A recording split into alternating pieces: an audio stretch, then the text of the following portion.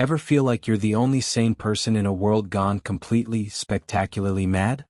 That was me a few years back, standing at the threshold of my own storage unit, Unit 17, which I knew was empty, only to find it packed with a chaotic mess of someone else's belongings. Golf clubs, deflated Santa decorations, what looked like an entire collection of ceramic cats, and something even worse, the HOA from next door. When I eventually tracked down the culprit, their president, Carol Albright, a woman who wielded her clipboard like it was forged by royal decree, essentially told me to get over it. And I did. Just not in the way she expected. I got over it in a way that she, her clipboard, and the entire Willow Creek Estates HOA would remember for a very, very long time. Drop a comment letting me know where you're watching from, because trust me, you're going to want to hear how this little tale of suburban warfare played out. This story isn't just about a storage unit. It's about principle. It's about audacity. And it's about the slow, methodical, and entirely legal dismantling of one petty tyrant's illusion of power. My name is Arthur Henderson. I'm a retired civil engineer by trade. I like things to be precise, orderly, and, above all, fair. A few years ago, I bought a small commercial plaza on the edge of town. Nothing flashy. It came with 20 self-storage units tucked behind the main building. They weren't the reason I bought the property, but I figured they'd make for steady, passive income. I kept them clean and secure. I handled everything myself. I knew every tenant, every lease status, and every lock. Which is why it threw me when I saw a brand new expensive padlock on Unit 17 during my monthly walkthrough. That unit was supposed to be vacant, had been for 3 months. No lease. No deposit. No tenant. I double-checked my records. It was still listed as empty. This wasn't a clerical error. At first I assumed a squatter. Maybe someone slipped past the front gate, though it was supposed to be secure. I left a polite, firm notice on the unit requesting they contact me immediately. 48 hours later? Nothing. Same padlock. No call. That's when suspicion turned to strategy. I set up one of my hunting game cameras facing the unit, something I usually use to track deer on my friend's property. Within days I had my answer. The footage showed Carol Albright, big hair, tight smile, perfume cloud like a floral gas attack, shoving a decorative birdbath into the unit.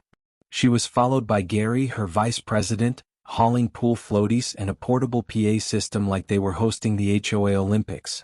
Carol was a name I knew too well. President of the Willow Creek HOA. Drove a pearl-white Escalade. Parked like she owned the pavement. Treated neighborhood governance like royal succession. And apparently she believed my storage facility was part of her kingdom. This wasn't an accident. This was an invasion. A power play. My irritation ignited into something hotter. I wasn't dealing with someone unaware. They knew exactly what they were doing. So I saved the footage and paid Carol a visit the next afternoon. She was at the clubhouse, naturally, overseeing the installation of a new welcome mat that felt more like a trapdoor. "Miss Albright," I said, keeping my tone level, "there seems to be a misunderstanding regarding Unit 17. She barely looked at me. "All that. Yes, Gary handled it. Just a little overflow space for the festival.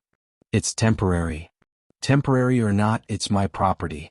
Use of a unit requires a lease and payment." She gave a brittle laugh. "Surely, Mr. Henderson, you can spare one little unit for the good of the community. It's not like you're using it." That's when it clicked. She didn't see me as a neighbor. She saw me as a resource, something to take advantage of when convenient. I told her again calmly that the items needed to be removed or a lease signed.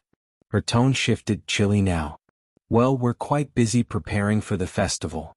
We'll remove the items when we have time. Perhaps you could be a bit more community-minded." She turned back to her welcome mat, clearly dismissing me. That's when I knew this wouldn't be solved with a conversation. This would require planning, documentation, pressure. Fortunately, I had a degree in all three. Carol had just made a serious miscalculation. She thought I was just a quiet old man with storage units. What she didn't know was that I had decades of experience navigating bureaucracy, outmaneuvering red tape, and keeping a paper trail so clean it sparkled.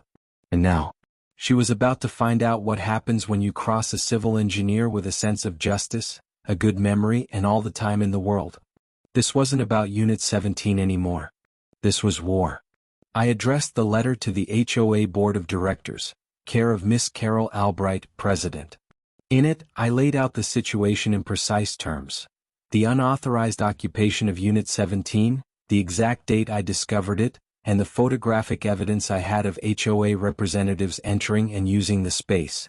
I made it clear they had two options: either remove all HOA property from the unit within 10 business days from the date of the letter or sign a standard lease agreement at the going rate of $150 per month, backdated to the earliest date of occupancy, which my game camera footage conveniently captured.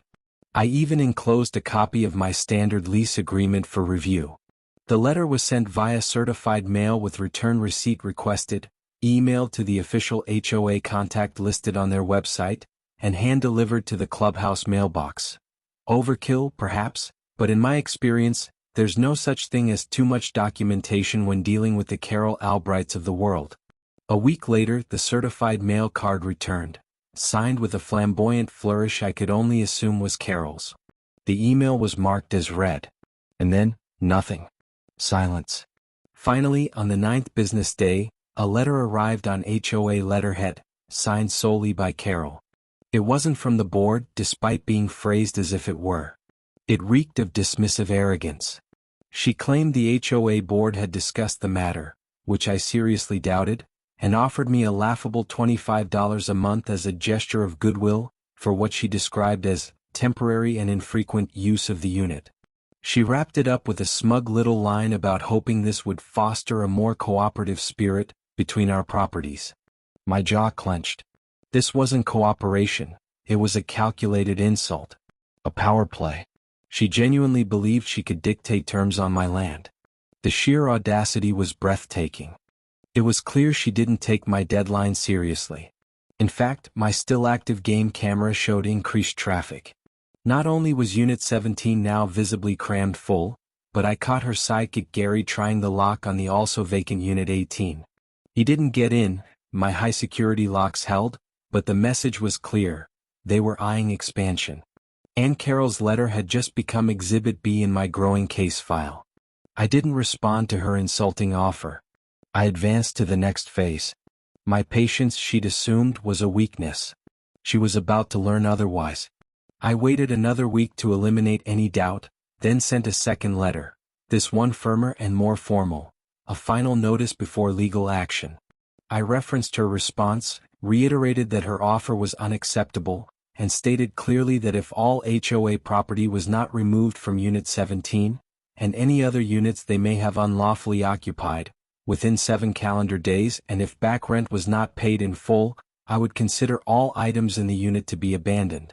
I cited the relevant state statutes governing storage facilities and abandoned property auctions, ensuring the language was airtight and legally sound. The letter was again sent via certified mail, email with read receipt, and hand-delivered. I even included a dated photo of the bloated Unit 17 for good measure. I wasn't bluffing. During this time I kept observing. The variety of junk they'd crammed into that unit was absurd. I spotted festival gear, pool supplies, multiple expensive golf bags, a luxury gas grill, and boxes marked holiday decorations, President's House, and even a stack of old campaign signs from Carol's last HOA election. That President's House label stood out. Was this truly community property, or was Carol using my facility as her own personal storage space? The suspicion became conviction. This wasn't just HOA overreach. This was personal gain cloaked in community need. My determination hardened. This wasn't just about reclaiming a unit anymore, it was about exposing blatant abuse of power. As the 7-day clock ticked down, on the 6th day I received an email directly from Carol. Not on letterhead, just a short, clipped message. Mr. Henderson, your continued harassment is uncalled for. The HOA is a non-profit organization and we are very busy serving our residents. We will address the storage matter when the festival is over. Your threats are duly noted. The gall. She still believed this was a petty issue, that I was a nuisance to be swatted away when convenient. She had no idea what was coming. People like Carol expect intimidation to win. They never expect methodical, calm, legal retaliation. They rely on opponents giving up, not reading the fine print and turning it into a sword. The deadline passed. Silence. Perfect. I called Ben Carter, a sharp real estate attorney I'd used before. I laid everything out: photos, emails, timestamps, camera footage. He listened, then let out a low chuckle. "Arthur," he said, "she's textbook. But you're in a very strong position. State law is clear. You've done everything by the book. Follow the proper notice procedures and she won't have a legal leg to stand on." He outlined every step: wording, timelines, posting rules, ad placement. And then he added, almost as an afterthought, "She might be in hot water with her own HOA once they realize what she's been doing." That was all I needed to hear. The next morning, I had a notice of lien and intent to sell property professionally printed. It listed the tenant as Willow Creek Estates HOA, Carol Albright, President, the unit as number 17, and the full amount due, including back rent and late fees. It clearly stated that unless payment was made and the property claimed within 15 days, the contents would be sold at public auction. The date, time, and location were listed: 3 Saturdays from now, right at my facility. I posted the notice on the unit door, mailed copies via certified mail, emailed it to the HOA, and published public sale notices in the local newspaper and online classifieds. Dry, factual ads that met every legal requirement. Public sale of abandoned property, Unit 17. Contents appear to include household items, holiday decor, sporting goods. Sold as is to the highest bidder. I even took a picture of the notice on the door, bulging contents visible behind it, and added it to my files. I imagined Carol reading the ad, likely scoffing, certain it was all some empty bluff. He wouldn't dare, she'd tell Gary, whose nervous energy by now had probably reached a boiling point. But I would. I was. And every move was meticulous, legal, and absolutely deliberate. The countdown to auction day had officially begun. Carol Albright thought she was playing checkers. She was about to learn she was in a chess match, against an engineer who had just maneuvered her queen into a checkmate she never saw coming. Best of all, she had done most of the work herself through sheer, breathtaking arrogance. Auction day dawned crisp and clear. A perfect Saturday morning. I'd hired a seasoned auctioneer named Mike, a no-nonsense guy who'd done this hundreds of times. He arrived early, took one look inside Unit 17, after I'd cut off Carol's fancy lock and replaced it with my own, and whistled. "Looks like a suburban garage exploded," he said. I had a registration table set up, a few folding chairs arranged, and by 9:45 a.m., about 20 people had already gathered. Not a massive crowd, but enough. Familiar faces from the neighborhood showed up. Not from the HOA, of course. Just a few curious locals, including some who'd had their own run-ins with Carol. The stage was set, several pickup trucks had rolled in, their drivers clearly seasoned auction-goers. Mixed among them were a few women who seemed less interested in buying and more intrigued by the spectacle. I stood there, calm and composed, quietly savoring the moment. Everything had gone according to plan. Then, at exactly 9:53 a.m., a gleaming white Cadillac Escalade screeched to a halt just outside the storage facility, horn blaring. Out stormed Carol Albright, resplendent in a blinding pink pantsuit and radiating fury. Behind her trudged a deeply uncomfortable Gary and Doris Henderson, the HOA treasurer, a pale, twitchy woman who looked like she'd rather be anywhere else. Carol was already shouting before she'd cleared the parking lot. "What is the meaning of this outrage? You cannot sell our property. This is theft." Her voice echoed across the asphalt as heads turned and eyebrows raised. Her hair, as always, sat like a golden helmet, unmoving and unyielding. I didn't flinch. I offered a cool, courteous smile and said, "Miss Albright, good morning. As outlined in multiple legal notices sent to you and the HOA, as well as the public advertisements, this is a lawful auction to recover unpaid rent and fees for your unauthorized use of my storage unit." I held up a folder thick with documents. "I have certified mail receipts, photographs, published notices, and copies of our previous correspondence. You were given ample opportunity to either vacate the unit or sign a lease. You chose neither. she sputtered. Documentation? This is harassment. Those items are vital to our community. Gary, bless him, made a final attempt at reason. Carol, maybe we should have just paid the man. She shot him a glare that could curdle cream. Silence, Gary. This is a matter of principle. Principle? She was still clinging to that word like a lifeline.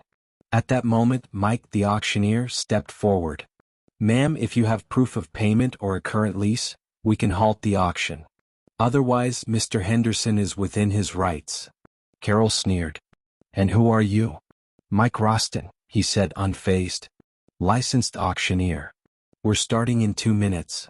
Frantically scanning the crowd, she found no allies, only amused faces. Her voice cracked with fury. I'm calling the police. This is illegal. Please do, Miss Albright, I replied smoothly. I'd be happy to explain the situation to them as well. She jabbed at her phone, yelling theatrically about theft in progress. Mike gave me a knowing wink and turned to the crowd. All right, folks, 10 o'clock. Let's begin. He rolled up the door of Unit 17 with a metal clatter. A collective gasp rose from the crowd as they took in the chaos inside. Holiday decorations, sports gear, expensive golf clubs, bicycles, a PA system, labeled boxes stacked high, and of course the infamous bird bath. Mike wasted no time, expertly coaxing bids from the crowd. Christmas lights went for $5. A box of ceramic squirrels drew 10. The high-end grill sparked a bidding war and sold for $250. The golf clubs, despite Carol's shrieking that they were irreplaceable, were snatched up for $400 by a man who clearly knew his calloway. With each item sold, Carol's composure unraveled further. She paced, fumed, and loudly declared she'd sue me into financial oblivion. Eventually the police arrived, 2 calm officers who took in the scene with practiced ease. Carol launched into a tirade. I quietly handed Officer Miller, whom I vaguely knew from a neighborhood watch meeting, my documentation folder. He reviewed it carefully, then turned to Carol. Ma'am, as far as we can see, Mr. Henderson has followed all legal procedures. This is a civil matter. Unless there's a breach of the peace, we cannot intervene. Carol was aghast. He's breaching the peace by stealing our property. Miller was unfazed. That's something for the courts. For now, this auction is proceeding legally. Please lower your voice and don't interfere, or you may be the one breaching the peace. That finally shut her up, at least verbally. The glare she directed at me could have scorched pavement. The auction continued for another hour. The boxes labeled President's House contained more than decorations, personal trinkets, old photo albums, and an unsettling collection of porcelain dolls. They didn't bring in much, but the symbolic satisfaction of seeing Carol Albright's hoard sold off item by item was priceless. Gary and Doris looked utterly defeated. At last the final item was sold. The unit stood empty, save for dust and the lingering scent of Carol's expensive perfume. Mike tallied the proceeds. After deducting $150 per month for 4 months back rent, late fees, ad costs, and his commission, there was a surplus, several $100s in fact. As required by law, the excess belonged to the tenant, the HOA. Mike prepared a formal receipt and wrote a check payable to Willow Creek Estates HOA. I walked the check over to Carol, who still smoldered beside her Escalade. Miss Albright, I said, handing it over. Here is the balance from the auction proceeds after all costs were settled. Please ensure this is recorded appropriately in the HOA's accounts. She stared at the check like it was poison. She refused to touch it. Doris, after an awkward pause, accepted it with a quiet, "Thank you." Carol spun away in silence, yanked open the SUV door and hissed, "You will regret this, Henderson.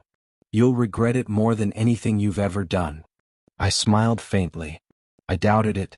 The buyers loaded their treasures. I resecured Unit 17 with a brand new heavy-duty lock, and added one to Unit 18 while I was at it. The satisfaction was immense. But less than a week later, a thick envelope arrived. The summons: Willow Creek Estates HOA versus Arthur Henderson. They were suing me. The claims were absurd: unlawful seizure, conversion, trespassing, and demands for tens of thousands of dollars in damages. Carol had cooked up a fantasy world in which her clutter was priceless and my lawful enforcement of property rights was villainous. She was doubling down, clearly hoping to bankrupt me into submission. But once again she had underestimated her opponent. I sent everything to Ben Carter. After reading through it all, he chuckled. Not surprising. People like her hate losing, especially in public. But this isn't a problem, it's an opportunity. The discovery process is going to be very, very interesting. He was positively gleeful. We filed a formal answer denying every claim and attached our mountain of evidence. Every letter, every certified receipt, every photo, video still, auction ad, and even the check Doris accepted. Then Ben filed a counterclaim for attorney's fees, citing the frivolous nature of their lawsuit. And just like that, the next phase of the war began. Then came discovery, the phase of a lawsuit where both sides exchange documents, request records, and take sworn out-of-court testimony. As Ben had predicted, this was the beginning of the end for Carol Albright's carefully maintained illusion of authority and integrity. We sent a sweeping document request to the HOA, board meeting minutes referencing the storage unit, internal emails about it, inventories of stored items, and financial records proving purchase or ownership of the so-called valuable community property. Ben also scheduled depositions for Carol, Gary, and Doris, the nervous treasurer. What the HOA produced in response was more revealing in what it lacked. There were no official board minutes authorizing the use of my unit, no formal votes, just vague lines buried in Carol's president's report, vaguely referencing temporary festival storage. As for the valuable items she claimed had been wrongfully sold, a few faded receipts for plastic tables and a PA system. Nothing for the golf clubs. Nothing for the grill. Nothing at all for the personal items she'd fought so hard to call community assets. Doris was the first to sit for a deposition, and she was a nervous wreck. Under Ben's calm but persistent questioning, she admitted Carol had never gotten board approval. She simply announced she'd taken care of it. Doris admitted she'd had doubts but didn't want to challenge Carol. She also confirmed that many of the holiday boxes were things Carol brought from her own home for clubhouse events, and then took back afterward. She had no idea who owned the golf clubs but had seen Carol's husband using a similar set. Then came Gary's turn. He looked exhausted, almost relieved. Clearly tired of being the fall guy, he admitted Carol had told him to find free or cheap storage since the HOA shed was full. Mostly he confessed sheepishly with Carol's things. He confirmed she'd dismissed my final notice with a sneer, saying, "He won't dare do anything. We're the HOA. He needs us more than we need him." But the real fireworks came during Carol Albright's deposition. She swept in with her overly confident attorney in tow, projecting her usual bravado. But under pressure the cracks began to show. She was evasive, combative, and repeatedly tried to dodge questions. Ben, however, was unrelenting. He circled back, rephrased, and cornered her with surgical precision. The breaking point came when he produced date-stamped, enlarged photographs from my game camera. Photos showing Carol herself loading boxes into Unit 17 labeled, Personal CX, and Attic Overflow, Albright. Her lawyer tried to object, but the judge had already ruled the images admissible. Carol went pale beneath her foundation. "Those are items I lend to the community," she stammered. Ben calmly laid down the next blow. A cross-referenced inventory from the auctioneer, matching the labels and the photographs to items she was now suing me for, on behalf of the HOA. "So, Miss Albright," Ben said evenly, "you're claiming these personal items were HOA property, and you're suing Mr. Henderson for their value, using HOA funds?" She floundered. The lie had unraveled. What emerged was damning. Carol had used HOA money and authority to store her personal belongings for free, then turned around and sued me when I exercised my legal right to dispose of them. This wasn't just a case of unauthorized use. It was a breach of fiduciary duty and potential fraud. The photographic evidence, the auction inventory, her own contradictory statements, it all amounted to a smoking crater where her credibility had stood. And the fallout came fast. News of the depositions leaked like gasoline onto an open flame. Residents of Willow Creek Estates, many of whom had either trusted Carol blindly or stayed silent out of fear, suddenly found their voices. I heard the next HOA community meeting was nothing short of a reckoning, with furious homeowners demanding to know how much had been spent on legal fees, why they were being dragged into a lawsuit, and, most damning of all, just whose property had actually been sold. The ground was shifting fast beneath Carol Albright's expensive, likely HOA-subsidized heels. The fallout from the depositions hit like a sledgehammer. Her lawyer, the smug one who'd probably promised her this would be an easy win, suddenly became far more cooperative. Ben Carter, my attorney, didn't budge. "Arthur isn't paying a dime," he said flatly. "In fact, your client is going to withdraw this baseless lawsuit with prejudice, meaning she can never file it again, and the HOA is going to pay every cent of my client's legal fees. Or we proceed to summary judgment, and I can assure you the judge won't be amused by Ms. Albright's abuse of the legal system and apparent self-dealing." That was it, the line in the sand. And the HOA's lawyer, likely sensing the storm brewing, caved. Within the week, the lawsuit was dropped. After what was described as a very tense emergency HOA board meeting, during which Carol was reportedly roasted alive by a chorus of angry residents and finally challenged by the board members she'd long manipulated, a check was cut for my legal expenses. It didn't make me rich, but it covered Ben's bill in full plus a little extra, which he cleverly listed as administrative costs resulting from frivolous litigation. But Carol's reckoning was just beginning. The discovery process had flung open Pandora's box. With hard evidence now circulating among homeowners, proof of Carol's misappropriation and personal use of HOA resources, the mood in Willow Creek Estates turned mutinous. Residents who had long kept quiet or been ignored were now armed with truth instead of rumor. They demanded a full audit of the HOA's finances and Carol's actions during her presidency. Turns out, the auctioned items weren't just improperly stored. Many had been donated by neighbors for community events and quietly hoarded by Carol. And it didn't stop at my unit. The audit, conducted by an independent firm, uncovered all kinds of irregularities, questionable expenses, no-bid contracts awarded to Carol's friends, and plenty of other financial shenanigans, all wrapped up in her smug for the community rhetoric. The real kicker? She had blatantly misled the board and used HOA funds to fuel her personal vendetta against me. That stunt, pursuing a false lawsuit using money from the very neighbors she claimed to serve, was the last straw. Carol was removed in disgrace during a special vote of no confidence. The newly elected board didn't waste time. They launched legal proceedings to recover the money spent on her lawsuit, the cost of the lost auction items, and the back rent she dodged for years by storing her junk in my unit. They even reported her to the state HOA regulatory body for breach of fiduciary duty. Word eventually reached me that she'd been slapped with significant personal penalties. She had been, in effect, fined by the very community she once ruled like a petty tyrant. My life, meanwhile, returned to its usual calm rhythm. Unit 17, and every other unit in my facility, remained occupied by actual paying tenants. Just to be safe, I upgraded the security gate and reinforced the locks. The new HOA president, a soft-spoken accountant named David, even stopped by to apologize in person for the Carol incident. As he shook my hand, he muttered, "Some people just can't handle a little bit of power, can they?" I smiled. "No, David. Some people really can't." As for Carol, she sold her home at a loss. Rumor had it the scandal had temporarily tanked neighborhood values, and moved out of state. Her white Escalade, once a fixture of HOA tyranny, vanished from the neighborhood. Locals joked the air even smelled cleaner without her overpowering floral perfume lingering in every cul-de-sac. Looking back, it was a ridiculous amount of stress over a single storage unit. But it was never really about the unit. It was about standing your ground.